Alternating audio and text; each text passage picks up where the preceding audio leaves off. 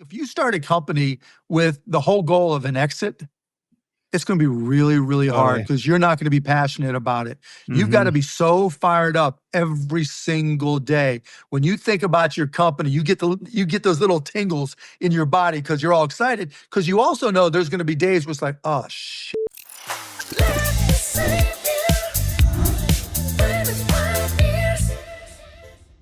Welcome to another episode of the Let Me Save You 25 Years podcast, episode 28. I am Shawn D. Nelson, founder of Lovesac. Thanks for joining me today. First of all, thank you for supporting this podcast. I've got no advertisers, no sponsors on purpose. I want no ads interrupting this awesome content solely dedicated to preventing you from making all the same mistakes I did over my 25-year journey, still going, still in the hunt with you, a practitioner myself. And I get these practitioners still in the hunt themselves, not on an interview podcast where you're going to hear them tell the same stories they tell everywhere else, but instead we go deep on one Shawnism each week. Mark Cuban joining us this week to go deep on this Shawnism. There are a million ways to make $1 million. Just look around. Everything you see has multiple businesses behind it, besides the product, the thing you're looking at, the services around it, installation, delivery, who knows what. Then we get into tech. With Mark, we're going to talk sales, right? Businesses don't exist without sales. AI, we get into what it means for businesses on the come up. It's evolving rapidly. Mark's seen it all as a tech entrepreneur himself. Straight out of the 80s through to today. And we get into the top 3 traits that appeal to investors. Are you curious? Are you capable? Can they sell? Mark reveals one very well-known podcaster who seems to be stealing all of his phrases. And we talk about some of the dumbest businesses that have become legitimate $1 million opportunities that Mark's seen in his many years on Shark Tank and through his many years as an investor. So we'll go deep into finding your passion, how to do that, the idea that entrepreneurship isn't for everyone and how you might gauge that, and the best advice Mark ever received when he started his businesses. So you're going to love it. You're going to love this conversation with Mark. I'm so grateful for his attention and your attention. I hope this saves you a chunk of your 25-year journey. We welcome to the pod, Mr. Mark Cuban. What up, Shawn? How you doing, my guy? So good, so good. All right, so all right, Mark. When you first heard of this this Shawnism, there's 1 million ways to make $1 million. What's the first thing that comes to mind? Sales. Man, if you know how to sell, you can be great at something, find the right job where you can make money. And then if you get really, really, really good at selling that product or service, you can start your own and just crush it. To me, there's never been a company that succeeded without sales. And knowing how to sell is the key to making $1 million every single time. I love that. I get hit by, I'm a little mini entrepreneur, in your shadow, but you know how it is. I get hit by people looking for advice, looking for investment, who knows what, mentorship, whatever. And they'll come to me with their idea. And if you know my background, I speak Mandarin Chinese. I know all this stuff about sourcing. It's been a big part of my success and stuff. And they'll bring me this idea. It's like, hey, could you get this made in China or who knows what? I'm like, look, man, I can make you container loads of anything. That's the easy part. What's the hard part? Selling it. Yeah. Finding the product market fit, getting people to want to buy it, and doing it in a way where you're not buying sales, your customers are creating your sales. Yeah, I agree. And I think that's a really misunderstood aspect about, to entrepreneurs, people who want to be an entrepreneur, that, it seems so complex to get something made, to start something, to file for, all that's actually easy. You just keep doing the next thing, but man, selling it, I agree. All right. What, you've seen 1 million businesses. I mean, you've been in such a unique seat. You've got to do it in front of all of us. What's one of the best businesses you know of to get into today, categorically? Well, it's all changing because of AI. Yeah. And so, if I was starting in tech right now, I would do everything that I possibly could to understand as much as I can about AI, knowing that most companies don't understand how to utilize it to improve their productivity and profitability. Hmm. So I would take, you know, whatever industry I know, um, understand AI, and just walk in the door and say, who's your AI person? Knowing they're going to say nobody, right? Knowing they say, they're afraid of it, but they don't know how it works or what to do, and just walk in and say, okay, I'm your guy. And that's exactly what I did when I was 24 or 25 years old, when everybody else was just learning about computers and software and local area networks. I'd walk in the door and say, all right, what are you doing about computers? And I don't know, what? I'm like, well, let me show you this, this, this, and this. Because, one thing I'm pretty good at is I can walk into any kind of business, Lovesac, you name it, and I know what makes them money. And I know what improves their processes, like you can for logistics, right? And you can for making products. And so I would walk in today with whatever skill set I have and say, let me show you how to use artificial intelligence to make yourself more productive and profitable. Wow. Solid. All right. So to that end, when you look at now, you've seen so many entrepreneurs stand in front of you. What's like the 3 top traits you look for in someone you're going to invest in? Are they curious? Right? Because business is ever changing. Nothing's going to be the same. There's so much uncertainty. So you have to always be learning. 2, are they adaptable, right? Can they change over time?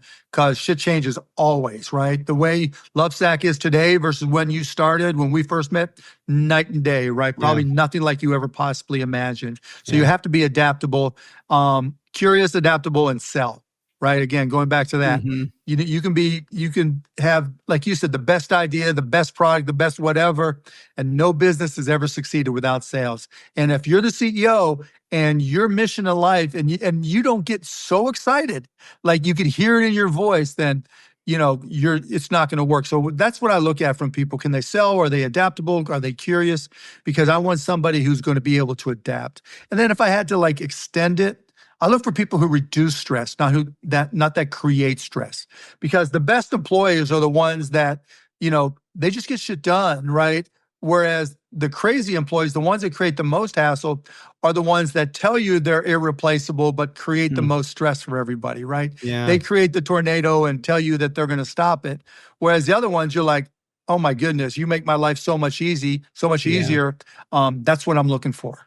Now, the hard part is those people typically don't leave their jobs because the people they work for don't let them leave. Yeah. But that's what you try to find.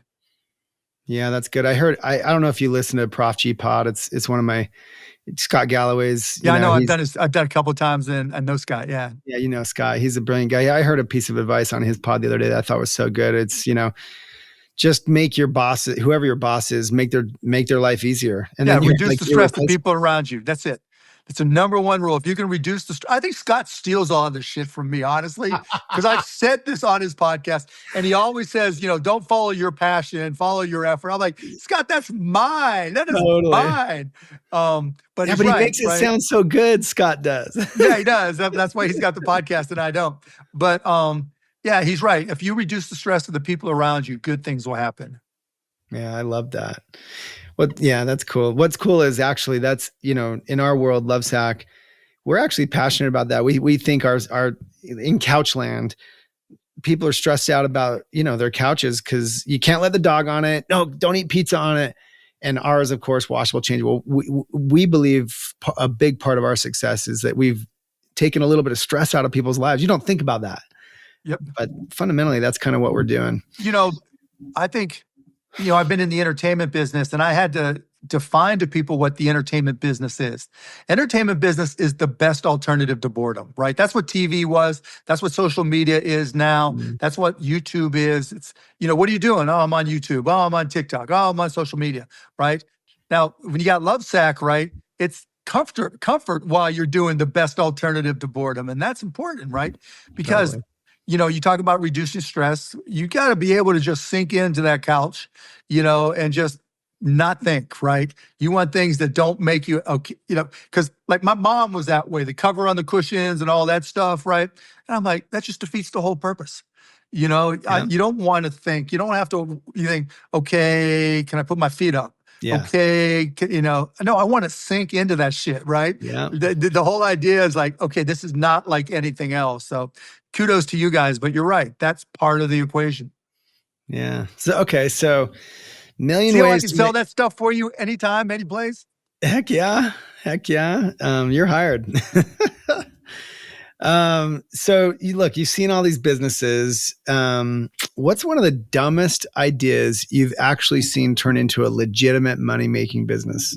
Ooh, that's a great question. Um, oh my goodness. Besides Lovesack, besides a giant No, meat no, that's, bag. there's so many. Mhm. But most of the dumb one, well, no, I guess some of them, most of the dumb ones go out of business at some point. They get hot, right? They catch fire, they go viral and then they're done. But I don't know, like I passed on Spike Ball on Shark Tank and I regretted it Hmm. because I just didn't think people are just going to slam a yellow ball against the net, Yeah. right? I'm like, come on. Yeah. They wanted to create a league and they just crushed it. Yeah. Just crushed it. Agreed. So that's probably number one on my list. It's like, who would have known that would Yeah. be a big product? Yeah. I live my summers out in San Diego, and it's just spike balls everywhere. Yeah, it's on the beach everywhere, right? And it's Mhm. just like killing me. It's Yeah. just like, yeah, it happens, right? I've been That's wrong a funny. lot. I'll be wrong a whole lot more. Yeah. Well, you've been right a few times. All it takes. You only got to All be right. right one time. So we spoke of like the top three things you look for in people you're going to invest in. What about the top three things you look for in ideas? Is there some common thread? I don't know if there's a common thread because I wanted the first thought I want to come to my mind is why didn't I think of that? Mm. Where it's like, oh, that makes perfect sense. Hmm. Like Spikeball didn't make sense to me, but Uber, right? Uber made sense to me when he brought it to me. Only I over negotiated, and so I lost that one. It's so stupid on my part. Went too hard on Shark Tank side of things, but yeah, it made perfect sense. Taxi cabs suck. Let's use digital and make this better. You Didn't they know? cameo you in the Uber movie? Yeah, yeah, they did. Yeah, I remember that. That was Yeah, awesome. no, it wasn't. No, that's cool that you agree to do. I think it's cool. No, it was fun. It was fun. But yeah, because Travis emailed me and I was one of the first, and somebody else said, "Screw it, I'll give you whatever you want," and the rest is history. Yeah, man, that's a big one. Okay. And all right, so and what do you think? You've seen all these entrepreneurs roll through. You've actually seen a lot of businesses come and go. What do you think is the most common blind spot for entrepreneurs or business leaders? They Along the make it way. about raising money as Mm, opposed to making cash, mm, right? Particularly, well, it's changed some since it's been harder to raise money with interest rates going up. But even so, I've seen too many entrepreneurs where it's like, okay, we're going to get to our Series A, right? yeah, We're going to get to this. And then, particularly companies I've invested in that have traditional VCs where they're like, no, get your sales up, spend all your money to grow.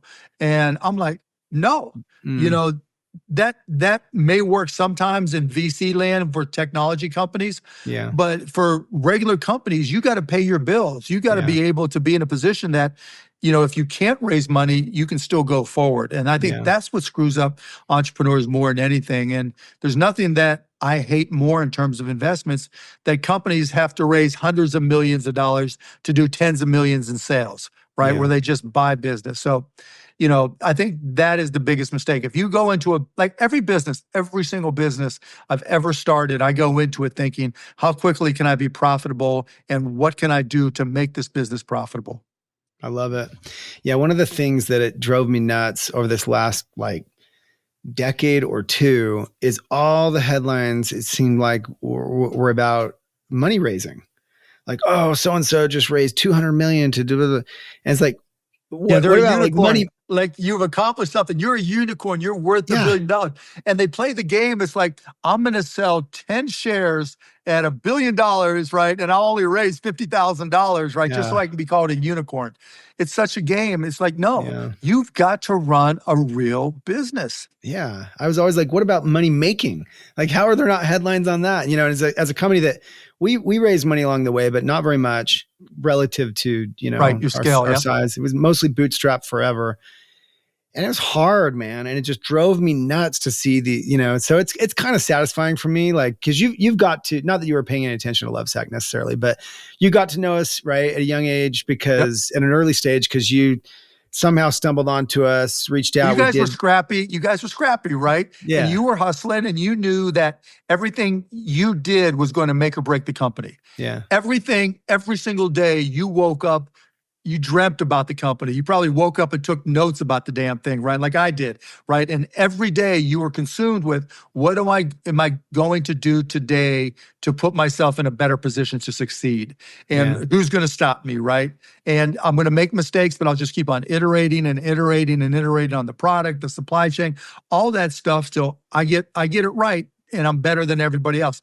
That's the way a business should be. That's what you Yeah. guys did, because it's difficult. Like if you start a company with the whole goal of an exit, it's going to be really, really hard Totally. because you're not going to be passionate about it. You've got Mm-hmm. to be so fired up every single day. When you think about your company, you get those little tingles in your body because you're all excited. Because you also know there's going to be days where it's like, oh shit, right? This screwed up or that screwed up, and I don't want to deal with this. Yeah. But you need that passion about the company, right? You need that willingness to put in the work because that's what's going to get you through the bad times and accelerate the good times. Absolutely. Yeah. It's been a long road for us, but it's been satisfying because, you've seen us go from super scrappy and we're still in the hustle, but I'll tell you something interesting about what you just said. Not so long ago, as I wrote this book, Let Me Save You 25 Years, and decided to sort of put our story out there and start up this podcast and kind of, I guess, give back. And, we don't have any advertisers. I was doing it because, I believe in this, in real content, real conversations, all that. But along the way, over the last couple of years, I made the personal decision after reflecting on so many things. We'd come public, you could call that an exit. Not really. All my chips are still in, really. And now we have this, you wouldn't know, but we have this point of view on product design and on what we're doing at retail that I think we can go into the billions with an S. Yeah. I think we can double and triple the company. And since I made the decision, like, I'll go another 25. Look, if you love what you do, man, you know the old saying, you don't work a day in your life. Yeah. Like people are like, why don't you retire? Why did you just start costplusdrugs.com, right? Why aren't you on your boat somewhere? I'm like, I'm doing what I love to do, man. It's, it's a business, being a business athlete, right? No athlete wants to retire. Business is the most competitive sport in the world, right? Totally. You're competing 24/7 by 365 by forever. You don't even know where your next competitor is coming from. Yeah. And so you've got to stay on top of your game. And to me, that's fun. Yeah. Right. I used to be the young dude walking in the door, younger than everybody else. Now I'm the old motherfucker walking in the door. Right. And I'm telling the young dudes, I'm still going to kick your ass, and to me, that's exciting. That gets the juices going. And I can see that with you too, obviously, because when you're rolling and you're having fun and you're enjoying it and you get the juice from the success, but you also don't want people to think you're a one-hit wonder. You don't want people to think that you can't keep it going, that, you're not the right CEO. You've seen companies grow and then have to replace the CEO. Yeah. And all those milestones that you want to prove to people, that's them. That's not me, right? And I get all that. Well, my story is weird because, you're like the consummate serial entrepreneur. Here I am still focused on this one concept that I actually think can become like a Nike, like a truly legendary brand around for decades. Cool. And so I'm all in, and that's a little bit weird in the landscape, especially this far in. But since I made that decision, I'll just keep going. It's been like nothing can hurt me because now it's like we have a down year because the whole furniture category is down or whatever, our growth is slower. We're still doing great, but it's slower than it was. Right. So what? Like, it's just another year. I've been 25 already. Once you reach that point of personal economic success, a lot of that stress goes away. Then it just becomes personal challenge, right? What are the things that get me juiced up to do this, to prove it? And I can tell, you're doing this because you love it, right? And you're sharing it because you love it. And so, but you got to be there to understand it, right? You have to have gone through it to understand it, that you're going to find you're going to set new challenges for yourself, right? The things that are in front of you, but you also try to check off the things that were stress items your entire life. Yeah. Totally. And once you get rid of those stress items, now you can just put those aside and just go for it. Agreed. So, do you think everyone should give entrepreneurship a go? No, hell no. Why? No, because for some people, the life they choose is you go to work, you do your job, and you enjoy everything else more, Mm-hmm. right? For an entrepreneur, it's the exact opposite. Mm. You know, you go to work, it's the company you started, it's your baby, and you like that more than all the other stuff. And I think that's the difference. And so you've got to be built for that. Now, it's not that you can't learn to be an entrepreneur. It's not that entrepreneurs are born, but you just have to have a different mindset, Yeah. however you get there. And I talk to some and they're like, well, I'm going to have work-life balance. I'm like, see ya. If Yeah. it's great. I would go play basketball, go work out, do all these different things that reduce my stress, right? I'd have all kinds of stress outlets for me, getting up shots right down at the Mavs arena, listen to the ball go through the net. That puts everything else out of mind. Playing with my kids puts everything else out of mind. But I'm not going to lie to my wife or lie to myself. I didn't get married till I was 44 years old because Wow. it was just like, hell no. I mean, this is my baby. I had girlfriends. It's like, it's me or your job. And I was like, what's your name again? Yeah. It's just when you're in it. And so I just don't think I just don't think people realize that you really have to want to do it. And it can't just be something you put in your own mind. Hey, I'm going to be an entrepreneur. Yeah. What kind of business should I start? Or give me Yeah. an idea, whatever. It's Yeah. like when you get it and you're willing to put in the work to prepare to do it. And once you've prepared to do it and figure out what works, then you're willing to dive in. And the first couple of times it might not work, but like I always say, you only got to be right one time. Well, I mean, I think that Shark Tank and everything that you've represented, being, a voice for this medium, is so positive for so many people. At the same time, I think that somehow in the last couple decades, entrepreneurship's been so glorified, so worshipped, so set on a pedestal that too many people chase it that frankly shouldn't be. Yeah, I mean, part of that's Mhm. Shark Tank, right? That's one of the reasons, though, Mhm. right? But I'm okay with that. Yeah. I'm okay, right? Because it's better to have gone for it than regret never having All right. tried. I like So, that. but you're right.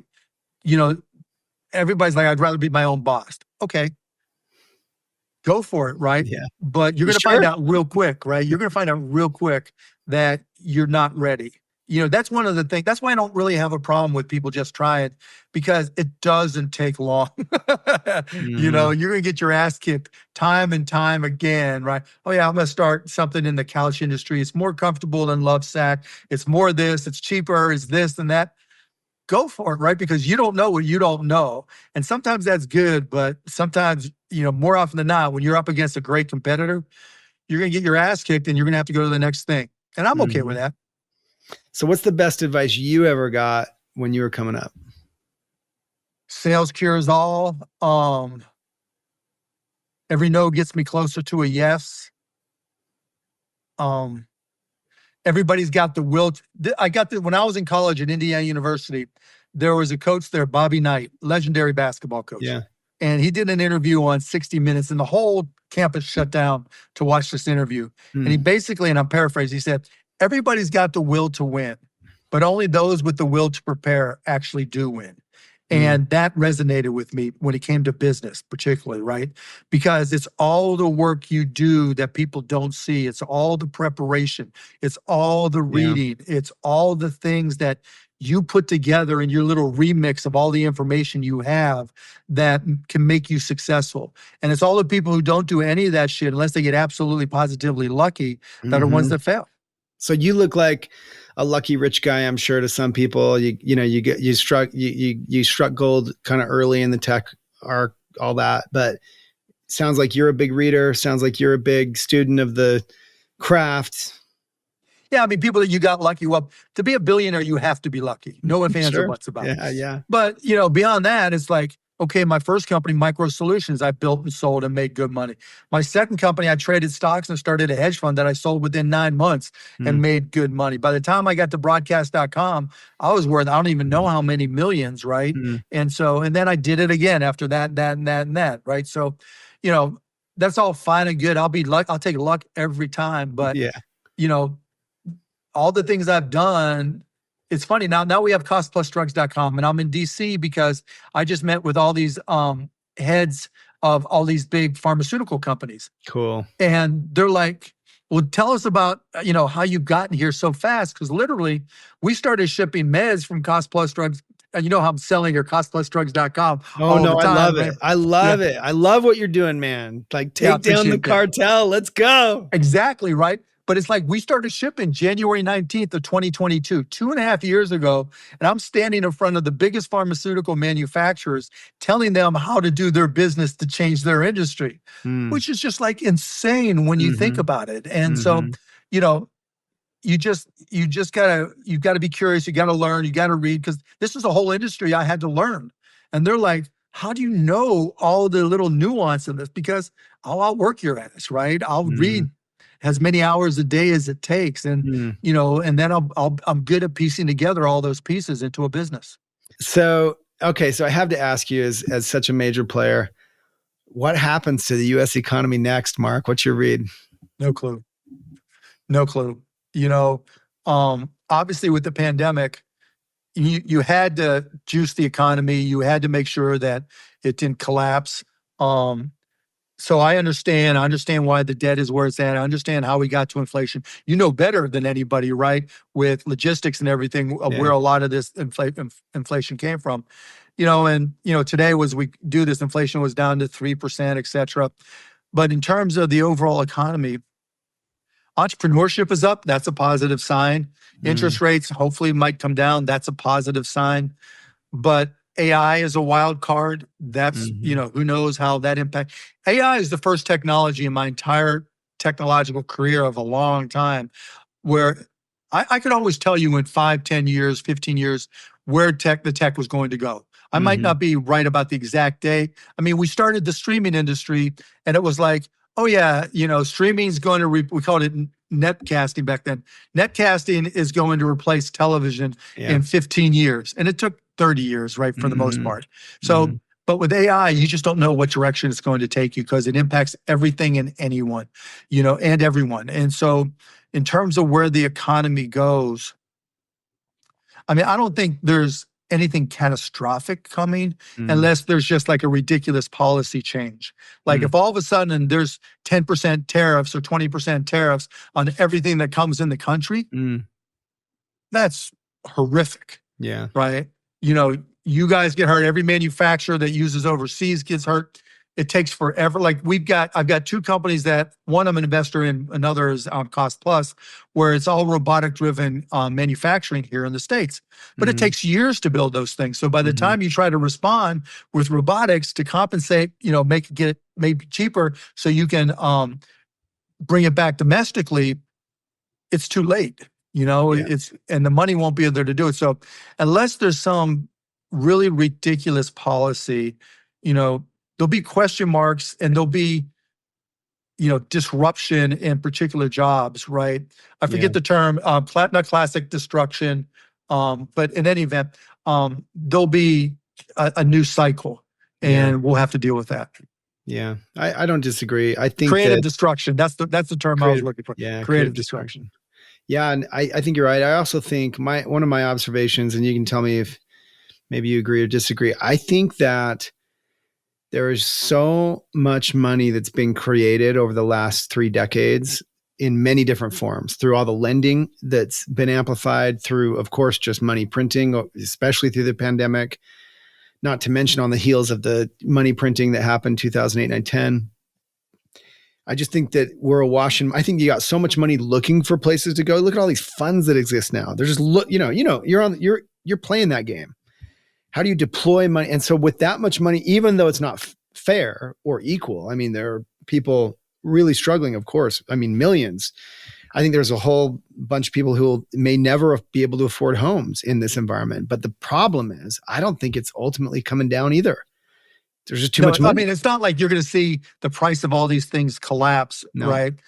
So there's a difference between a recession where things just slow down and a depression where there's deflation and things go backwards, right? Yeah. I don't think we're going to see deflation. I agree with you. There's too much money, but all that money now is just going into 5 or 7 stocks in the stock market. Yeah.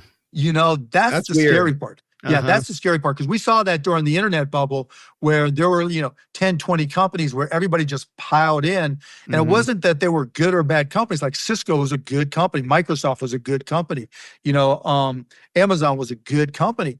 But it was just like kids were playing the stock market. You get into, a cab or wherever, and all people want to talk about is stocks. And it's the same thing now, right? How Mhm. much NVIDIA do you own? How much Microsoft do you own? Which AI play are you investing in? Instead of just substitute internet with AI. And so I definitely think we're in a bubble. I just don't know if this stock bubble could last 5 days, 5 months, 5 years, 50 years. I just don't know because to your point, there's so much money. And, back during the internet bubble, there weren't as many retirement funds like IRAs where, everybody just put money in every month and they were automatically invested in the Standard and Poor's or the Triple Yeah. Qs or whatever they were, right? Or Loveset.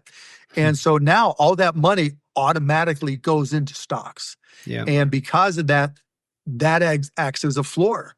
And, I think we've had like one of the longest runs without a 5% or 10% decline in the market.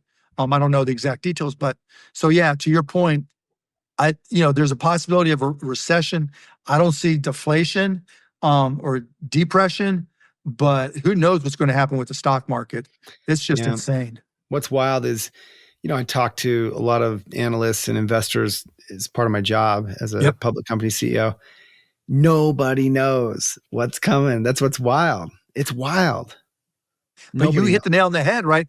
All this money has to go somewhere. Yeah. And, just 3 years ago, it was going into every startup you can imagine. Yes. Now there's lots of money going into AI startups, but they're at billion-dollar plus valuations, right? And Mhm. they have to spend all that money, every penny of it, on, NVIDIA processors and compute and all that stuff and power now. So who knows? And that's another thing, power, Yeah. just AI is just eating up Yeah. power left and right. And that's going to make power Yeah. more expensive for everybody. And what are you going to do? Say no more AI computing? You can't do that. Yeah. So, all right. So in case you're not tracking how we connected, Lovesack once got to do a theater for Mark Cuban. Mark owns a theater chain. Used to, sold it. Used Yeah, to own sold a it. theater chain of some of the coolest theaters in the United States. It was great. Landmark, all Landmark, of yeah. like the legendary ones. And we got the opportunity to put Sactionals and Sacks on the front row Sacks and then the rest Sactionals in the Landmark on Lover's Lane, which of course was legendary for us. Perfect. Yep. And also in the Inwood Shattuck. Theater. Inwood Theater. It's still Yeah. there. Inwood Still Theater, got still there. And then the Shattuck out in San Francisco. And we connected that way. And this was formative years for Lovesack. So now we've come all this way, Mark, and you hopefully you'll be able to see where we go next. I think you're going to really love what we do for the next decade. I think we've got our feet beneath us. I think we got our running shoes on, and I think we're going to build a big brand. So I would love to ask you, because we don't get a chance to talk like this very often. What piece of advice? I'm a public company CEO. We're right. bumping up toward $1 billion in sales. Our valuation is, I think pretty low for where we're at, but that's a market thing, whatever. But what advice do you have for me as a CEO where I am today, trying to take this thing into the billions and beyond? None. Seriously. Like I know what I don't know. And I don't know enough about your business. Because at this point in time, it's all on the margin, right? There's two paths that you try to optimize. How do you optimize operationally the things you're doing? How do you operationally improve your sales approach, right? So you're more efficient, whether it's digital, real world stores, all those things. You're a logistics guy. It's just a continuous path of trying to improve those things. And then there's the strategic side, right? You got to do all your block and tackling. And then strategically, like you said, you want to be a Nike-like brand. And to do that, there's a lot of things that have to happen in parallel. Yeah. I don't know those things at all. Those are the things that you spend every minute of every day that you can trying to think about looking for an angle, right?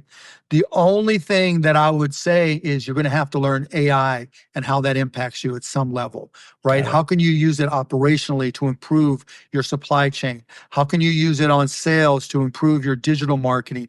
How can you use it in stores to improve the efficiency of your square footage, the layouts of your stores? How can you use it with your employees to improve customer service, to improve deliveries and sales? And how can you use it with your manufacturing to look for indicators on which products are going to have defects, or what's the life cycle of any given product? And AI is really good at figuring those things out. All those things where you say, I wish I would know when this was happening or would happen, or what are the indicators? Hey, analyst at my company or CFO at work, can you try to figure out, what the optimal mix is of this product and that product that reduces our defects, right? All those things that you'd like to know, but you don't really have time to figure out because there's so many moving pieces and you're trying to move forward. Those are the things AI can do.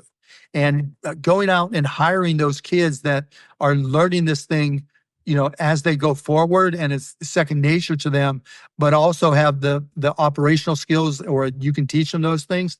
That's the part that, like, those are things I know Nike is working on, right? That they're trying to use. How do you make the perfect shoe, which is lightest, most comfortable, least used of products? How do you make the perfect sack, right? That is the lightest, most comfortable, least expensive, et cetera, whatever the parameters are that you look for. You have to know that stuff because somebody's going to walk in the door, take a picture of each of your products, run it through AI, guess what the bill of materials are and what the supply chain and logistics are, and work backwards, because publicly you said, here are your margins, here are your gross margins. So based off of that and feeding in all the materials that I know that could possibly, I can make a better sack than Lovesac, right? You got to beat them to the punch. So are you doing this at Cost Plus Drugs right now? Ours is pretty simple. We don't have to because our inventory costs are low. But where I use AI is on the digital marketing side. Cool. And so we spend zero money on marketing for Cost Plus. It's all word of mouth. So that part is really easy. But where I use AI is, analyzing all my financials, analyzing, proposals and running things through, and also to trigger things for me, right? Like literally, I'll put stuff in a transcript of a speech or something I read or a quarterly earnings conference call, and I'll say, summarize it for me, tell me what I'm missing, whatever. And all it takes is one good idea, right? And it's paid for itself. Cool. And you've had more than 25 years in your own wisdom journey. What would you offer to someone, on their own path to save them a chunk of their 25 years? What's Great question. Be nice. Love it. Be nice, because I wasn't always nice in my businesses, and it created a lot of stress for me and everybody else. And this was my first company. I was in my 20s. And if I would have been a lot nicer, we would have been a lot bigger. And we were one of the top 5 in our industry for local area networks and systems integration. But I was always, like, I would suffer no fools. If I thought you didn't have any common sense, I would tell you. And that made life miserable for too many people, until one of my friends told me, no, people are now starting to become afraid of you, and that's counterproductive. And fortunately, I learned it young enough. But that, I think, like, even my kids one time, my daughter once said to me, she was working on something at school, and she was like, I got to win this negotiation. I'm like, no, the idea is not to beat somebody into submission. The idea is to want to do business with them again and come out ahead, so it works for both of you. And and I told her, nice sells. Nice will make you money. If you have to be a dick, you're doing it wrong. I love that. There's a Shawnism in my book. I call it stay cool and be kind, and it's like, bingo. How crazy things can get. And it's become like, almost like I've had a few things happen to me, since I put that out there publicly. I've had a few things happen that, I'm sure people are just waiting for me to fly off, even in my personal life, fly off the handle for.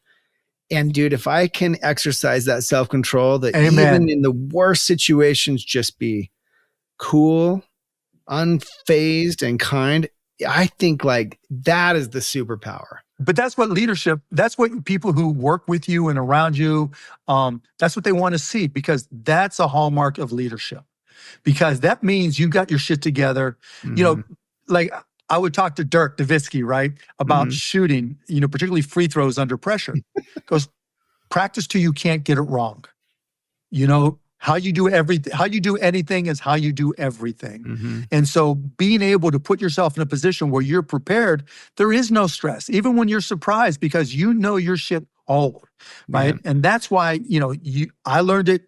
You obviously have mastered it, where it's like, there's no reason to get stressed. There's no reason to Yeah. fly off the handle. No, I haven't mastered it. I was really candid in the book as well about, it's funny. We all learn the same lessons, man. And just through our own path, right? But I think that the generation of Steve Jobs and all of the just, I don't know, memes or just caricatures of that like powerhouse boss who could, control the room and be, like you said, Gone, be a, gone. and it was never right though. Even when it was celebrated, that didn't make it right or Agreed. even good. And I'm so grateful to hear you respond with that way. I think you can still be crazy successful and powerful, more so. And I just think that's misunderstood. Hopefully, I think it's changing culturally, and I think it's And I think it is, because remember, it used to be, do something good and they'll tell one person, do something wrong and they'll tell 20. Now it's do something right. They'll post it on Instagram, but it won't go viral. Do something wrong and millions of people see it, right? or Because you're it's going canceled. viral. Yeah, you're canceled. Exactly right. And so, you know, you're right. I mean, patience, calmness, composure, those are, trademarks of leadership, and good for you for putting that out there. Hey man, right back at you. Thank you. Yeah, this is fun. Well, you can follow Mark as I do on Instagram or X at mcuban if you don't Yep. already, of course. He's an inspiration to watch. And don't forget to subscribe to this podcast. Please give it a star rating. Every little bit makes a huge difference. I have no advertisers, so just putting it out there in the world, it may do some good. Share it on social media. Help shave a chunk off of their 25-year journey because you're that good of a friend.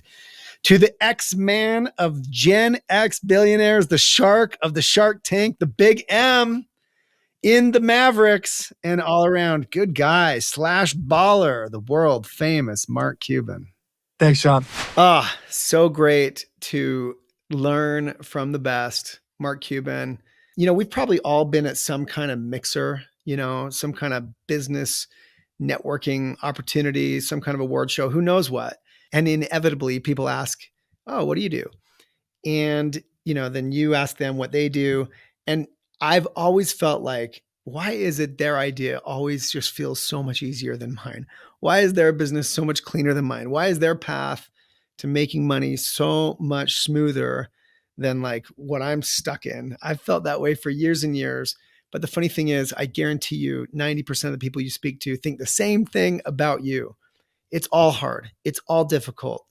Under the surface, we all wear a veneer that things are great, things are smooth. How's business? It's great. I mean, you have to. And that's part of being a business leader. But behind it, it's all difficult. And you just really have to like pick your poison, to be honest with you. So there's a million ways to make $1 million. You can look around. There's an idea everywhere you look. But first, let's ask, do you want the stress? Do you want the financial pressure? Do you want the uncertainty that comes with it? Anxiety, competition, employees. Do you want a business with employees, without employees, time commitment, right? There are businesses like restaurants that's so tempting to get into, but they will own you. Are you interested in hanging out every weekend in the same place?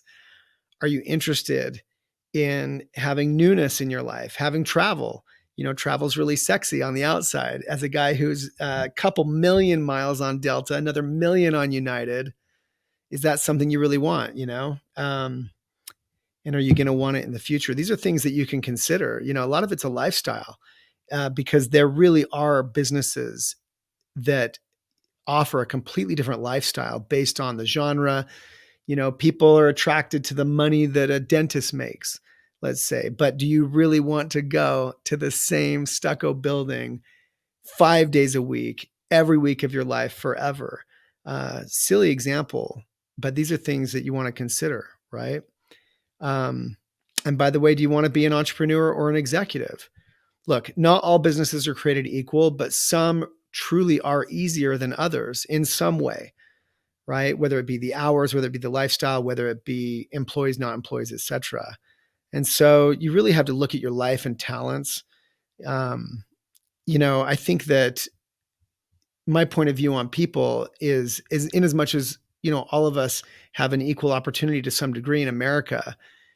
God's got this giant graphic equalizer, and what he gave you in charisma might have taken away in patience or who knows what. And there really are different roles, different opportunities to suit your personality. So it all comes back to self-awareness, something I'm always preaching, really understanding yourself, being honest with yourself about what you love to do, what you don't love to do, and then putting yourself in a position where you get to do more of those things, or more importantly, maybe in an industry where you get to do more of those things. If you really are someone who loves people and to be around people, then perhaps being a restaurateur is up your alley. But if you're not, it's just not. Something I think about all the time, most businesses really make money when they're really small or when they're really big. And when you look at a certain opportunity, you can assess is this the kind of thing that has to scale massively, which means maybe a decade or two to get me to the place where it's really making money? Or is this the kind of thing that I can be making money with one location or with a very small staff or what have you? Lovesack was making great money when we had one store.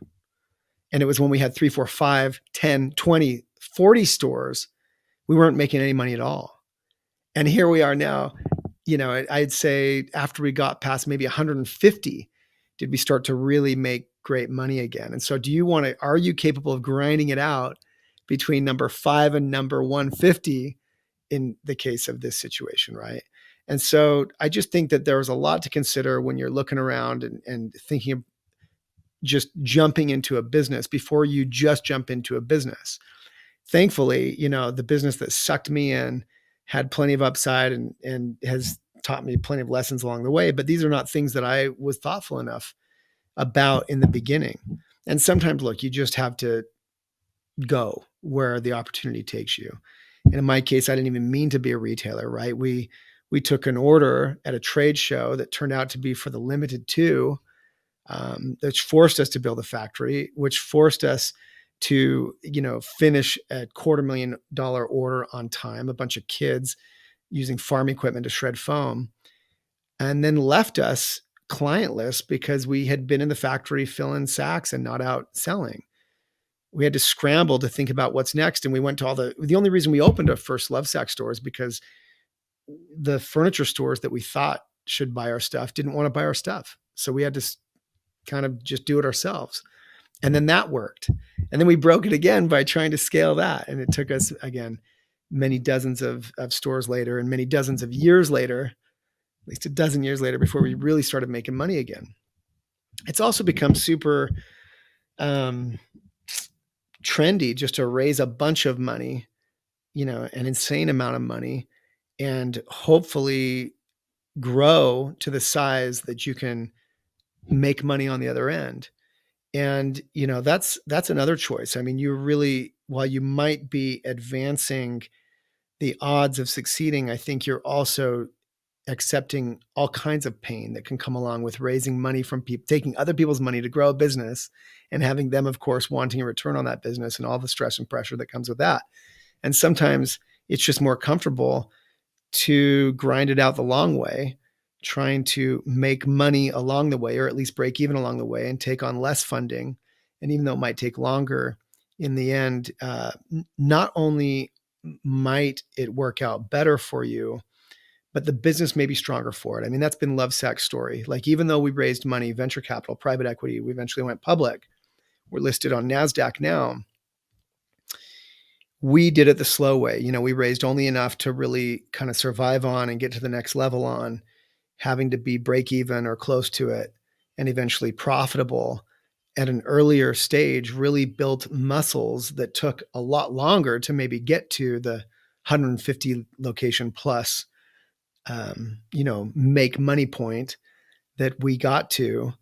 But at least we developed strong bones. We developed bones that could make profits. We developed bones that could control expenses. We developed the patience as business leaders to put off our own, wealth in order to trade it for a future that was bigger.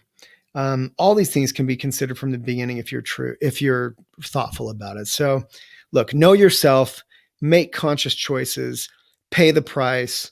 And as a rule in life, just be awesome. Whatever you do, finally engage in, if you're awesome at it, it's going to work out. And this applies to, work life, personal life, home life. Just go be awesome at what you do. It's going to pay off in the end. And it doesn't even matter necessarily in the end. I make bean bags and now couches. I had no intention of doing that at the beginning. Super proud of what we're doing now at Lovesac. And you'll see Lovesac has a vision that will expand to take us to be one of the, I think, most legendary brands that ever was. It may take another 25 years, but we would have never evolved to this point of opportunity without kind of grinding it out in the early days and just trying to survive, making beanbags, making couches, opening stores. And so whatever opportunity finds you, go at it with full purpose, with optimism that it could evolve into something that you couldn't have even imagined in the beginning, like it has for me. And I think also for people like Mark Cuban. And, keep seeking out the best advice, the best wisdom, the best knowledge from sources like this podcast, hopefully, people like Mark. And it just might save you 25 years. There's a million ways to make $1 million. And I hope that as you consider that, you saved some chunk off of your own 25-year journey. Thanks so much.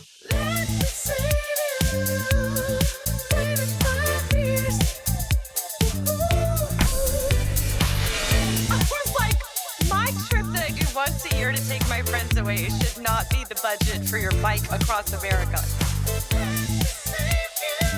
TikTok has become an aggregator for some of the dumbest human actions. When I won that million, I was $2 million in debt, barely hanging on.